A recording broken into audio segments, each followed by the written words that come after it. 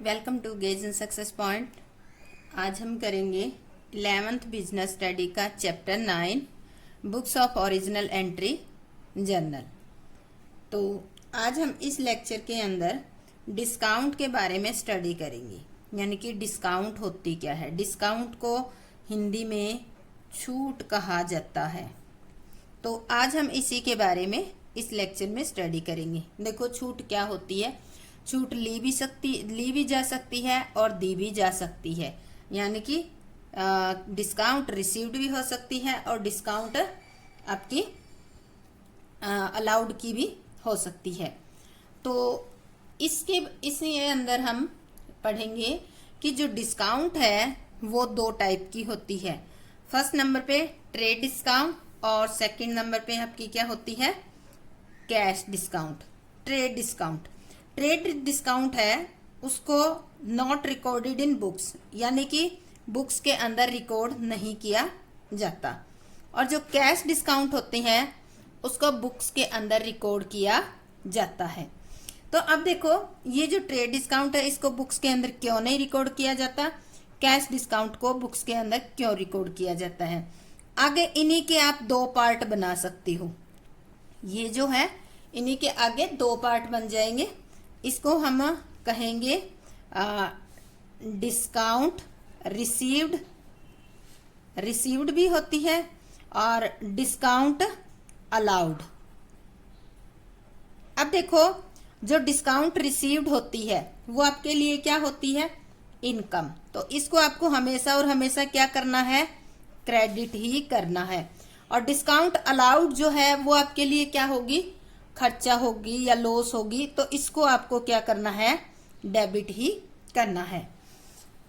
अब आता है बात की ट्रेड डिस्काउंट। ये भी आपकी दो टाइप की हो सकती है। इसको आप रिसीव भी कर सकते हो, यानी कि रिसीव्ड भी कर सकते हो और अलाउड भी कर सकते हो, ठीक है। पर इसका क्या होगा, कहीं रिकॉर्ड नहीं किया जाएगा। क्यों नहीं किया जाएगा, क्योंकि ये बिल में से ही लेस कर दिया जाता है। तो अब मोटे मोटे तौर पे अगर हम देखें तो डिस्काउंट आपकी टू टाइप की होती है, trade discount, cash discount. Trade discount जो होती है ये हम रिसीव भी कर सकते हैं और अलाउड भी कर सकते हैं। रिसीव करेंगे तो हमें फायदा होगा, अलाउड करेंगे तो हमें क्या होगा, नुकसान होगा, ठीक है। नॉट रिकॉर्डेड इन बुक, इनको बुक में रिकॉर्ड नहीं करते, इसलिए मैंने यहाँ पर डेबिट या क्रेडिट कुछ नहीं लिखा है। सेकेंड आती है कैश डिस्काउंट। इसको बुक्स के अंदर रिकॉर्ड किया जाता है। अब देखो, डिस्काउंट है, कैश डिस्काउंट वो जब आप रिसीव्ड करते हो, डिस्काउंट रिसीव्ड, तो वो क्या होती है, आपके लिए फायदा होती है, इसलिए इसको क्रेडिट किया जाएगा।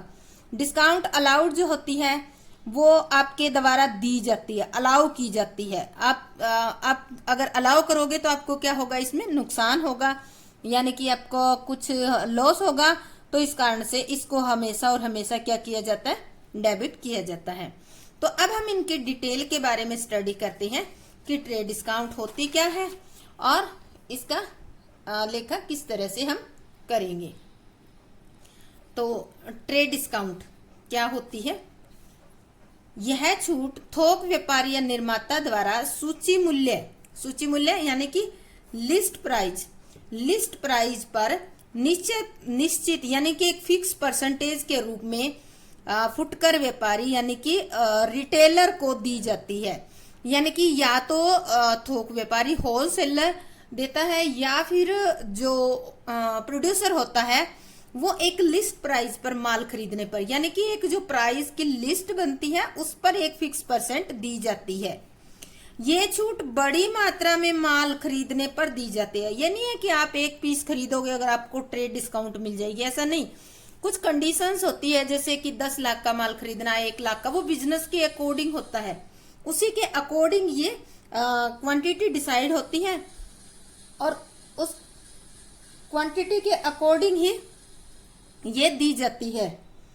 यह छूट नगद एवं उधार दोनों प्रकार के लेन देनों पर दी जाती है।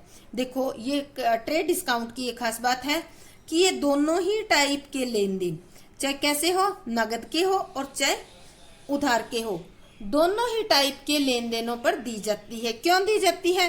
क्योंकि यह क्रय से संबंधित है, भुगतान नहीं, यानी कि इसमें पेमेंट का कोई जिक्र नहीं होता। इसलिए चाहे वो ट्रांजैक्शन आपकी क्रेडिट में हो, चाहे वो कैश में हो, आप डिस्काउंट ले भी सकते हैं, इस तरह की ट्रेड डिस्काउंट, और दे भी सकती हैं। ट्रेड डिस्काउंट का अलग से कोई लेखा नहीं किया जाता। ट्रेड डिस्काउंट को अलग से कहीं नहीं लिखा जाता। यह इनवॉइस यानी कि बिल में से घटा दी जाती है, यानी कि इसको केवल बिल में से ही घटा दिया जाता है। अब आती है बात कि इसका लेखा कैसे करेंगे। तो देखो एक एग्जांपल लेते हैं। एक व्यापारी ₹1,00,000 का माल 20% ट्रेड डिस्काउंट पर नगद में बेचता है। किसको? राम को। अब देखो इसने 1,00,000 रुपए का माल 20% ट्रेड डिस्काउंट पर नगद में बेचा। क्या होगी? 20% ट्रेड डिस्काउंट। तो लिस्ट प्राइस कितना हो गया? यानी कि आपकी जब प्राइस की लिस्ट बनेगी तो कितना हो गया? लिस्ट प्राइस हो गया आपका 1,00,000 रुपए। ठीक है।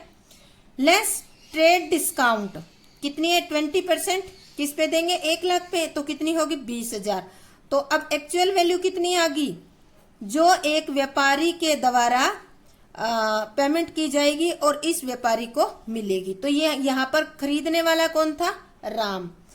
तो अब देखो इसने सेल किया है, तो इसमें 1,00,000 की बजाय जो बिल बना है, ये हमारा बिल का फॉर्मेट है। ठीक है। उसमें इसी तरह से बनाएंगे।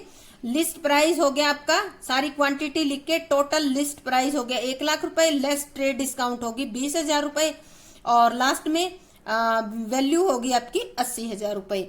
अब जो राम है वो 80,000 रुपए पे करेगा, आपको 1,00,000 नहीं करेगा, क्योंकि इसने ये 20% डिस्काउंट रिसीव की है। तो अब बेचने की एंट्री करनी है हमें। माल किसको बेचा है? राम को। किस में बेचा है? नगद में बेचा है। तो नगद में बेचा है तो आपके पास आया क्या है?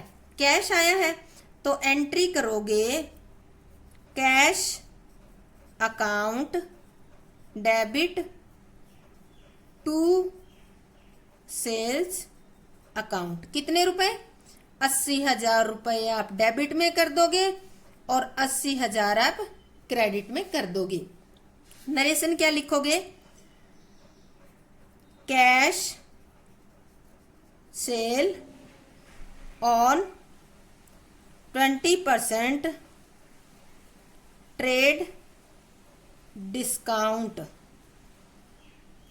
आपने माल कैसे बेचा है? 20% डिस्काउंट पर नगद में माल बेचा है।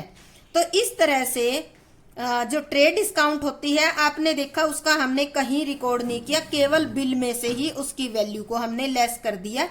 और यहां पर देखो, यहां हमने कहीं ट्रेड डिस्काउंट का लेखा नहीं किया। इसके बाद आता है, ये पॉइंट आपको बहुत ध्यान से समझने की जरूरत है। जब ट्रेड डिस्काउंट पर बेचा गया माल वापिस आ जाता है, तो विक्रय वापसी पर भी माल के सूची मूल्य में से ट्रेड डिस्काउंट घटाई जाती है। ऊपर हमने क्या किया था? माल बेचा था राम को। ठीक है। राम बाई चांस माल वापिस कर देता है, तो जब राम को हमने माल दिया तब ट्रेड डिस्काउंट घटाई थी, तो अब लेते वक्त भी वही घटाकर हम लेंगे सूची मूल्य पर। एग्जाम्पल लेते हैं, एक एग्जाम्पल की सहायता से हम करते हैं। उपरोक्त विक्रय किए गए माल में से 4,000 रुपए सूची मूल्य का माल वापिस आ गया। ऊपर हमने किसको भेजा था? राम को बेचा था। ठीक है। चाहे माल नगद में हो उधार में हो, वापिस तो आ गया आपका। अब वापिस आ गया तो आप क्या करोगे? 4,000 रुपए। पर इस क्वेश्चन में ये ध्यान रखना है, जो वापिस आ रहा है ना माल, उसके साथ में ये सूची मूल्य यानी कि लिस्ट प्राइस वर्ड होना चाहिए। अगर ये लिस्ट प्राइस वर्ड है तभी आप इसमें से ट्रेड डिस्काउंट लेस करोगे। अगर ये रिटर्न है और उसके साथ ये लिस्ट प्राइस यानी कि सूची मूल्य नाम नहीं लिखा हुआ है, तो जितनी वैल्यू दी होगी उतनी ही आपको लेस करनी होगी। तो देखो लिस्ट प्राइस कितनी है? 4,000 रुपए। ट्रेड डिस्काउंट कितनी होगी? 20%। 8,000 पे 20% कितनी होगी? 800। तो अब एक्चुअल वैल्यू जो है कितनी होगी? 3200। तो अब हम रिटर्न की एंट्री कैसे करेंगे? 4,000 की बजाय 3200 की करेंगे। माल वापस भेजा है, किसने भेजा है? राम ने।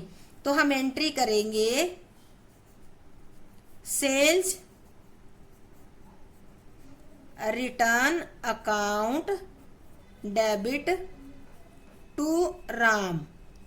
राम ने भेजा है वापिस, तो यहां पर 3200 रुपए की हम एंट्री कर देंगे। यहां लिखेंगे sales return by Ram, list price ये देना जरूरी है 4000।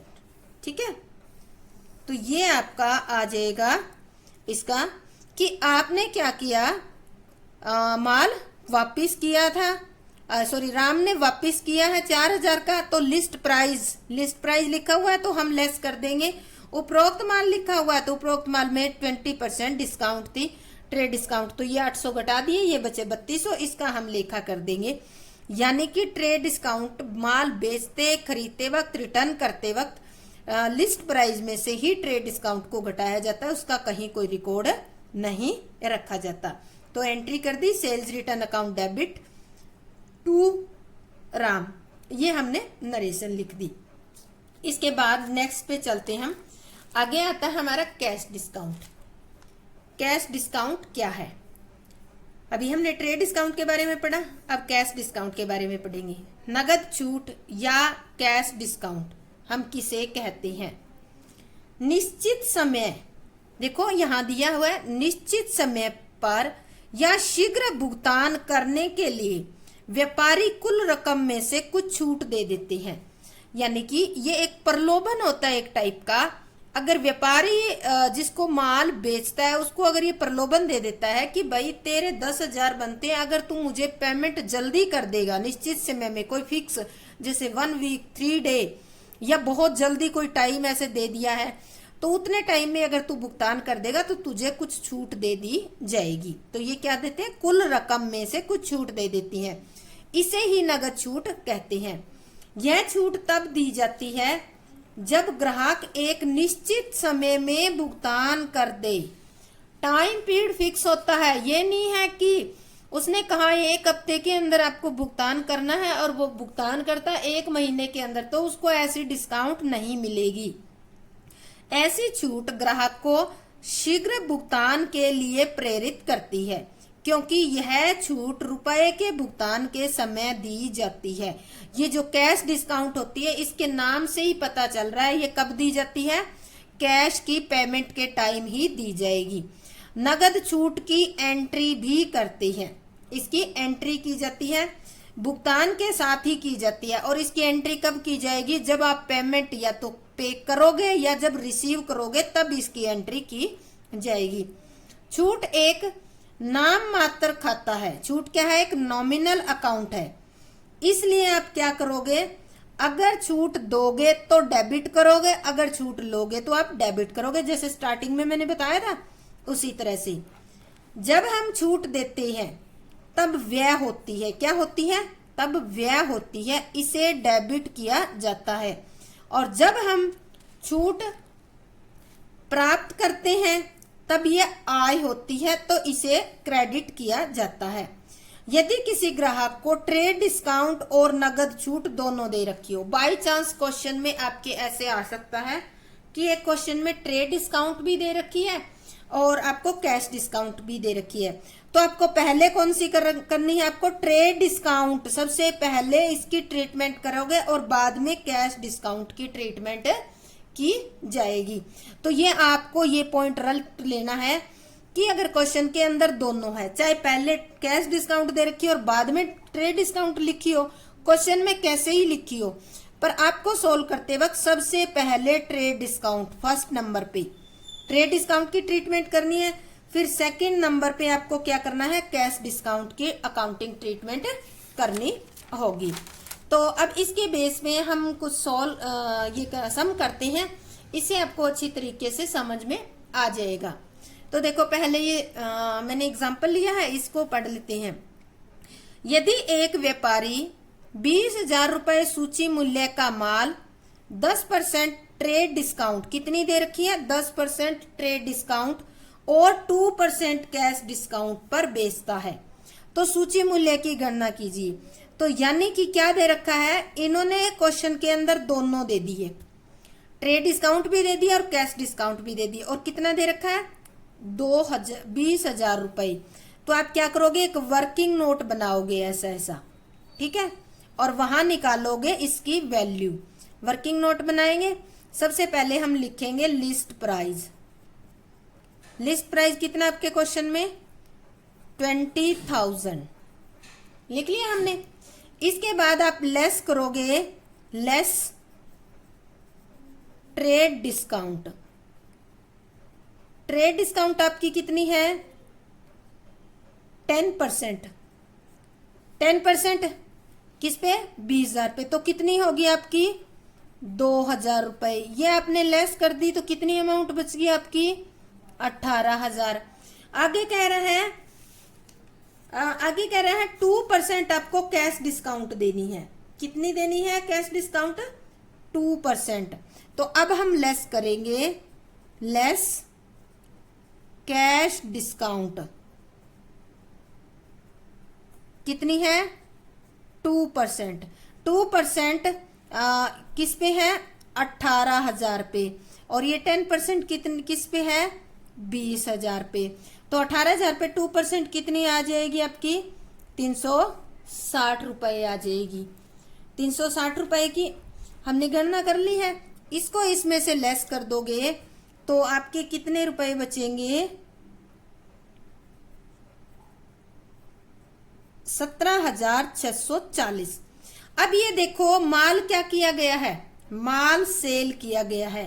तो एक्चुअल रिसीव्ड अमाउंट कितनी होगी, एक्चुअल रिसीव्ड अमाउंट आपकी होगी 17,640 रुपए होगी।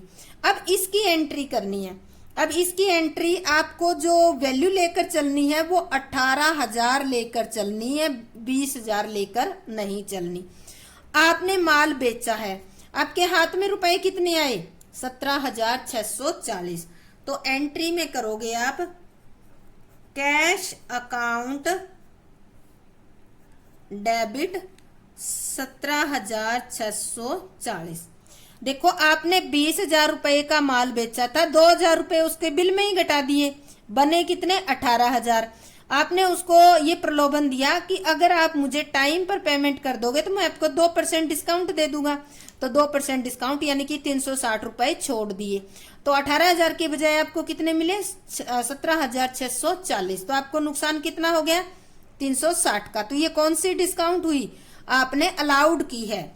तो एंट्री करेंगे, यहां पर लिखोगे डिस्काउंट अलाउड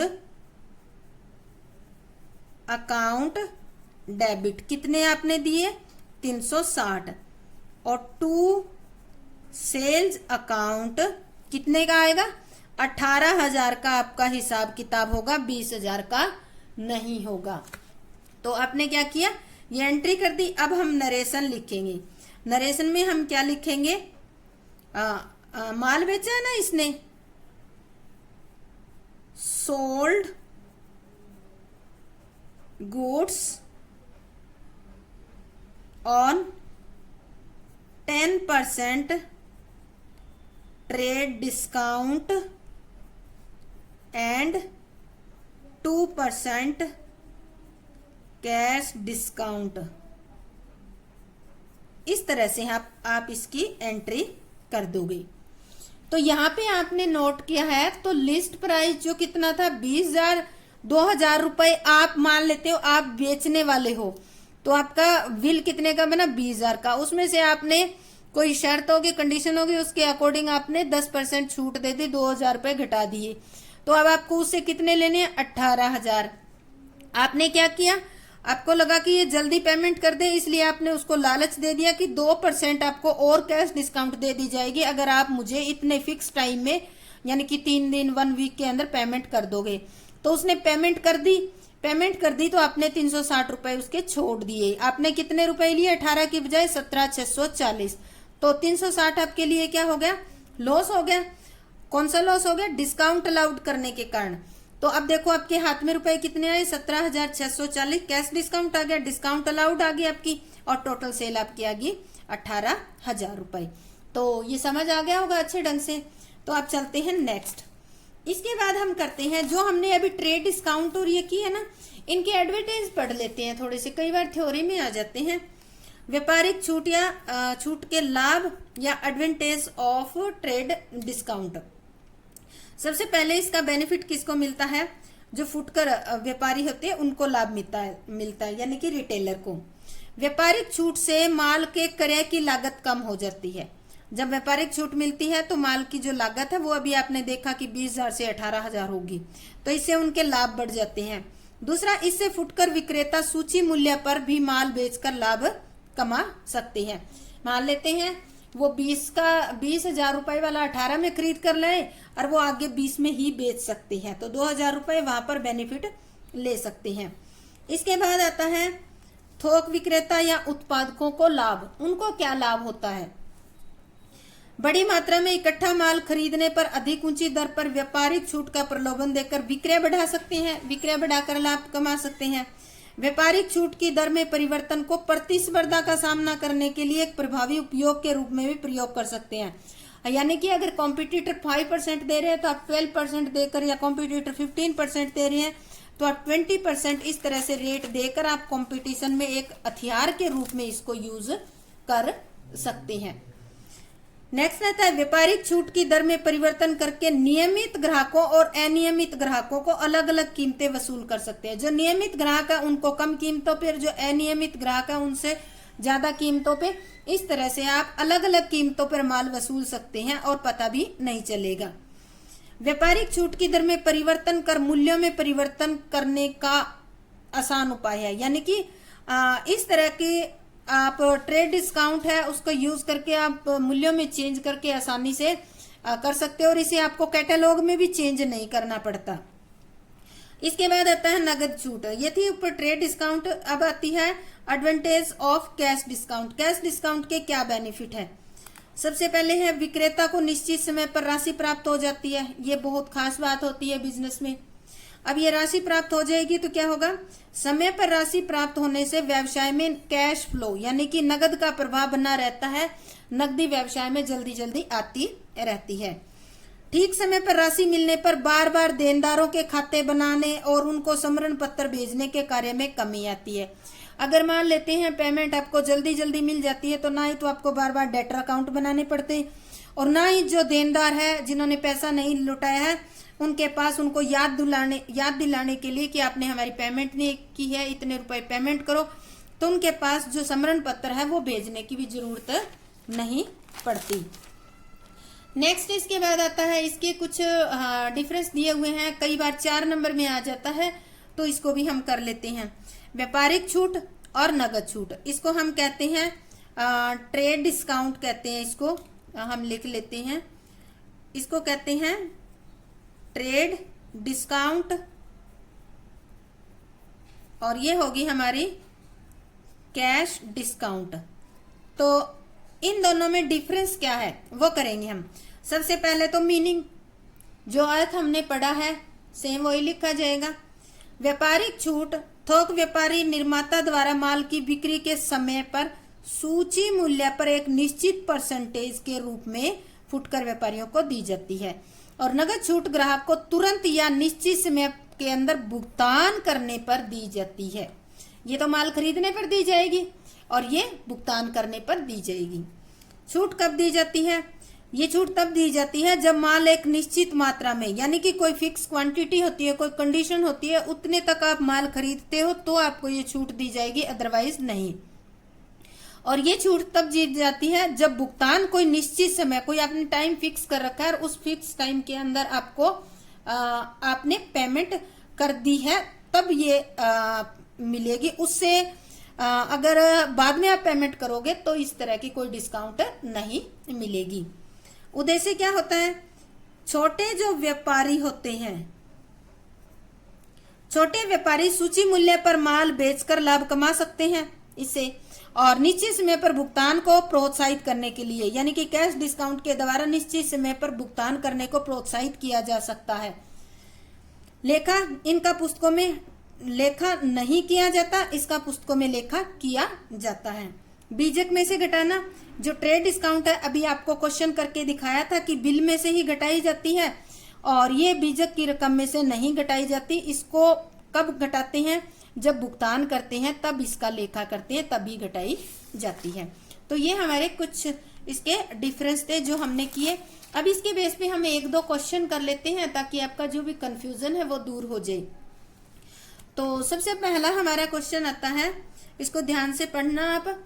मैंने ये बुक का है क्वेश्चन और मैंने इसको यहाँ लिख लिया है ताकि आपको समझ आ जाए। मैं क्वेश्चन नंबर बता देती हूँ, बुक खोल रही हूँ मैं। तो ये 6वां 7वां क्वेश्चन है शायद आपका।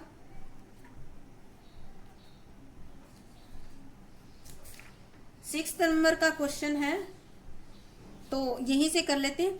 परचेज गुड्स फ्रॉम विनोद, क्या किया है? Purchase goods from Vinod of the list price ₹40,000 at a 10% trade discount. ये कह रहा है विनोद से 40,000 रुपए सूची मूल्य का माल 10% ट्रेड डिस्काउंट पर खरीदा। तो सबसे पहले आपको क्या करना पड़ेगा? वर्किंग नोट बनाना पड़ेगा। वर्किंग नोट बनाएंगे तो हमारा पहले की लिस्ट प्राइस कितनी होगी? लिस्ट प्राइस होगी आपकी कितने का खरीदा है? 40,000 का। तो ये आपका आ जाएगा 40,000 रुपए। ठीक है। अब इसमें आपने ट्रेड डिस्काउंट कितने दी है? 10%। तो वो लेस कर दोगे, लेस ट्रेड डिस्काउंट 10% ब्रैकेट में 40,000 रुपए। ठीक है। कितना हो गया? 40,000 की 10% अगर हम करेंगे तो 4,000 रुपए हो गया। अब कितने का माल बेच दिया? 36,000 का। ठीक है। 40,000 का माल था, 10% आपने छूट दे दी, तो अब माल कितने का? उससे कितने रुपए लेओगे? परचेज किया ना हमने विनोद से, तो विनोद को हम कितने रुपए देंगे? 36,000 रुपए। अब एंट्री क्या करोगे इसकी? हमने परचेज किया है माल, तो एंट्री करेंगे हम परचेज अकाउंट डेबिट टू, किसे किया आपने परचेज? फ्रॉम विनोद, तो हम लिखेंगे टू विनोद। ठीक है। कितने रुपए का? अब 40,000 का नहीं लिखोगे, कितने का लिखोगे? सॉरी, यहां नहीं लिखना, यहाँ कॉलम बना रखे हैं 36,000 और यहाँ पर भी 36,000। अब यहाँ नरेशन लिखोगे और यहाँ पर लिखोगे purchase goods from Vinod eight the rate 10% trade discount. आपने क्या किया? विनोद से 40,000 का माल 10% ट्रेड डिस्काउंट पर खरीद लिया। अब अगली ट्रांजैक्शन आपके क्वेश्चन में दी हुई है, अगली ट्रांजैक्शन पे जाते हैं। तो return goods to Vinod of the list price of 1,000। अब जो हमने विनोद से माल खरीदा था ना, 40,000 का खरीदा था, लिस्ट प्राइस 40,000 थी, पर एक्चुअल वैल्यू कितनी बनी? 36,000 रुपए। इसमें से हमने क्या किया? विनोद को 1,000 रुपए लिस्ट प्राइस, क्या दिया हुआ है? लिस्ट प्राइस 1,000 रुपए का माल वापिस लौटा दिया। तो अब देखो 1,000 रुपए पे आप कैसे निकालोगे? 1,000 रुपए पे 10% करोगे। सबसे पहले यही लिख लेते हैं, जो माल रिटर्न किया जाता है वो हम यही लिख लेते हैं, less purchase return. Purchase return आप क्या करोगे? 10,000 इंटू 10/9% और इसको 1,000 में से लेस करोगे ऐसे। ठीक है। तो ये कितना आ गया आपका? 100 रुपए आ गया, यानी कि 900। तो आपने क्या किया? 900 का माल वापिस बेच दिया। तो अब आप उससे रुपए कितने पेमेंट करोगे? आप 35,100 रुपए। यानी कि आपने विनोद से 40,000 का माल खरीदा, उसने 4,000 रुपए की आपको छूट दे दी। ठीक है। तो अभी 40,000 वाला लिस्ट प्राइस वाले माल में से 1,000 रुपए लिस्ट प्राइस, यानी कि आपने माल कितना दे दिया, उसको 900 रुपए का वापिस कर दिया। ठीक है, 900 रुपए का वापिस कर दिया। तो अब आप उसको पेमेंट कितनी करोगे, 35,100 रुपए पेमेंट बनती है। तो अब आप एंट्री इसकी करोगे, क्योंकि सेकंड में हमें रिटर्न करने की एंट्री करनी है ना, तो हम एंट्री करेंगे। हमने कौन सा माल भेजा है वापिस, परचेज किया हुआ माल भेजा है। किसको भेजा हमने, विनोद को। तो माल किसके पास गया, विनोद के पास। तो विनोद अकाउंट 900 रुपए टू परचेज रिटर्न, कितना, 900 रुपए। अब हम लिखेंगे goods return to Vinod, list price 1000। इतना आप दिखा दोगे, आपका सफिशिएंट होगा। तो ये हो गया हमारा। अब देखो 36,000 का माल था, 900 का लौटा दिया। अब उससे पेमेंट कितनी लेनी है हमें, 35,100। अगले ट्रांजेक्शन पढ़ो, paid cash to Vinod 34,000 in full settlement of his account. अब देखो हमने क्या किया, विनोद को 34,000 रुपए देकर उसकी फुल सेटलमेंट कर ली। फुल सेटलमेंट मतलब उसको 3500 रुपए देने थे और हमने 3400 में हिसाब किताब कर दिया। तो अब हम एंट्री करेंगे लेस पेड टू विनोद, कितने कर दिया आपने, 34,000। ये क्या बच गई, 1,100 रुपए। आपको क्या हो गया, फायदा, क्योंकि आपको 35,100 रुपए उसको पेमेंट करने थे, आपने किए 34,100 रुपए। तो ये आपको कौन सी मिल गई, डिस्काउंट रिसीव्ड होगी आपकी, कितने रुपए, 1,100 रुपए। अब एंट्री करोगे, एंट्री में आपने पेमेंट कितने की, 34,000 रुपए। किसको की है, विनोद को।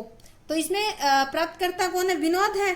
तो एंट्री करेंगे विनोद अकाउंट, टोटल कितने, उसका हिसाब किताब था 35,100 का, टू कैश, उसको कैश कितना दिया आपने, टू कैश आपने दिया 34,000 रुपए। ठीक है, टू डिस्काउंट रिसीव्ड, कितने डिस्काउंट ले लिया आपने, 1,100 रुपए ले ली। तो ये 1,100 हम यहां दिखा देंगे। तो देखो 35,100 डेबिट का टोटल है और क्रेडिट का भी इतना ही आता है। नरेशन में लिखेंगे paid to Vinod and discount received, Vinod को पे किया और हमने डिस्काउंट रिसीव्ड कर ली। तो इस तरह से हम ये एंट्री हमारी कंप्लीट करेंगे। ये कौन सा सम था हमारा, परचेज करने का। अब एक और कर लेते हैं जिसमें हम सेल से रिलेटेड एंट्री करना सीखेंगे।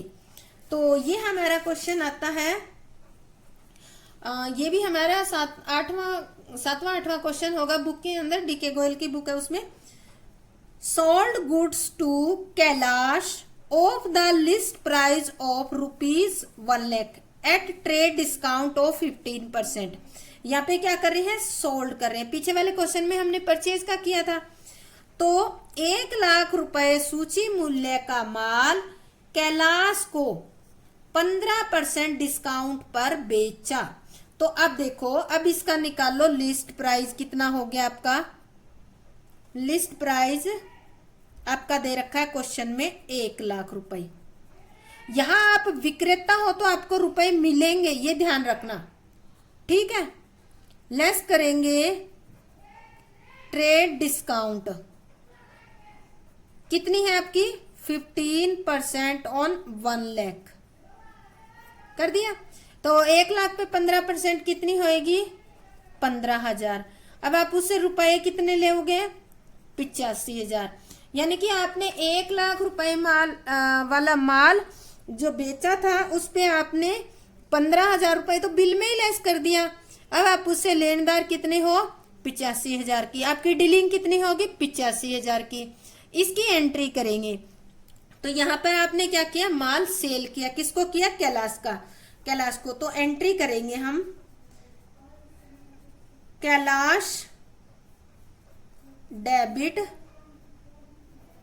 85,000 टू सेल्स अकाउंट, कितना, 85,000। नरेशन लिखोगे, goods sold to Kailash at the rate 15% trade discount. आपने क्या किया, कैलाश को 1,00,000 रुपए वाला माल 15% ट्रेड डिस्काउंट पर बेच दिया। हो गई है हमारी एंट्री, यानी कि अब हम उससे लेंगे 85,000 रुपए। आगे क्वेश्चन में देखो क्या कह रहा है, आगे कह रहा है Kailash return goods of the list price 4,000। अब इसने क्या किया, 4,000 रुपए सूची मूल्य का माल वापिस भेज दिया। तो जब लिस्ट प्राइस लिखा हुआ है तो इस पे ऊपर ट्रेड डिस्काउंट भी थी। तो अब हम क्या करेंगे, इसी में से जो वापिस भेज दिया उसको तो घटाना पड़ेगा, उसके रुपए तो देगा नहीं। तो हम लेस करेंगे सेल्स रिटर्न, कितनी, 4,000 माइनस 4,000 गुणा में 15/100। ठीक है, तो ये हो गया आपका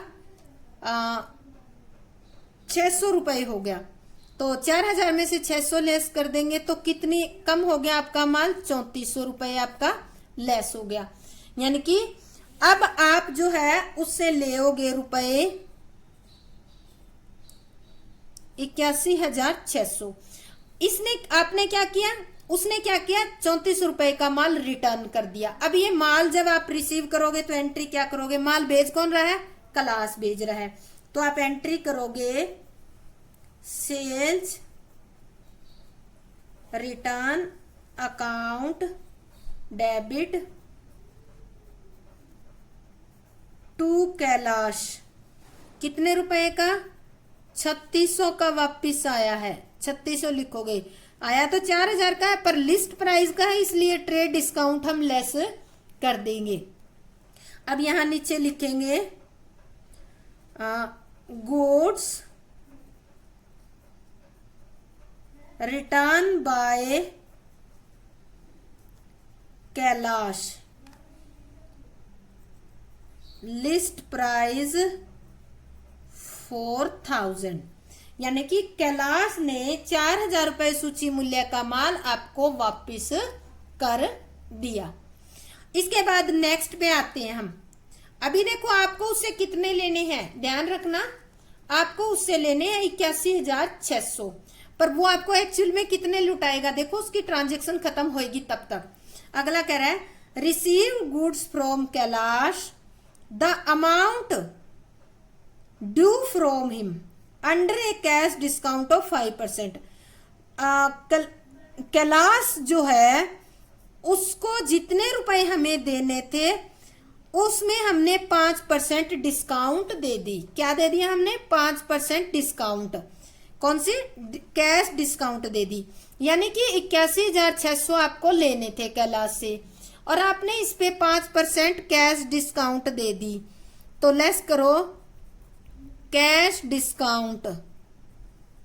कैश डिस्काउंट कैसे निकालोगे, 81,600 का 5% कर है, 5%। तो हम निकाल लेंगे इसकी, तो निकालेंगे तो ये आ जाएगी 4,080 रुपए आ गई कैश डिस्काउंट। ठीक है, तो अब रुपए उसको 81,600 आपको मिलने हैं कैलाश से और आपने 4,080 की तो उसको छूट दे दी। एक्चुअल में आपको कितने मिलेंगे, एक्चुअल में मिलेंगे 77,520 रुपए। यहां लिख देते हैं actual amount received. Actual amount कितने मिले, 77,520। डिस्काउंट कितनी दे दी, इतने 4,000। उसे लेने कितने थे, 81,600। तो अब एंट्री करो, आपके हाथ में कितने आए, 77,500। तो आप लिखो कैश अकाउंट डेबिट 77,520। ठीक है। डिस्काउंट अलाउड, आपने डिस्काउंट दिए ना उसको, डिस्काउंट अलाउड अकाउंट डेबिट कितने रुपए, 4,080। और 2 किससे मिले हैं ये, कैलाश से। कैलाश कितने रुपए मिलने चाहिए थे इससे, 81,600 का हिसाब किताब था। अब एंट्री यहां लिखो, cash received from Kailash and discount allowed, discount allowed. आपने कैश प्राप्त किया और उसको डिस्काउंट अलाउड कर दी। तो ये हमने पढ़ा आज ट्रेड डिस्काउंट और कैश डिस्काउंट, और इनके हमने एक परचेज से रिलेटेड एग्जाम्पल किया है और एक हमने सेल से रिलेटेड एग्जाम्पल किया है। तो अगर आपको ये अच्छे ढंग से समझ आ गया है तो मेरे चैनल को लाइक शेयर और सब्सक्राइब जरूर करें। और आगे भी मैं, और मेरी इसकी +1 की यहाँ पर लिस्ट है, प्ले लिस्ट बनी हुई है, तो आप वो प्ले लिस्ट में जाकर कंप्लीट +1 और +2 का सब्जेक्ट वाइज सिलेबस भी देख सकते हैं।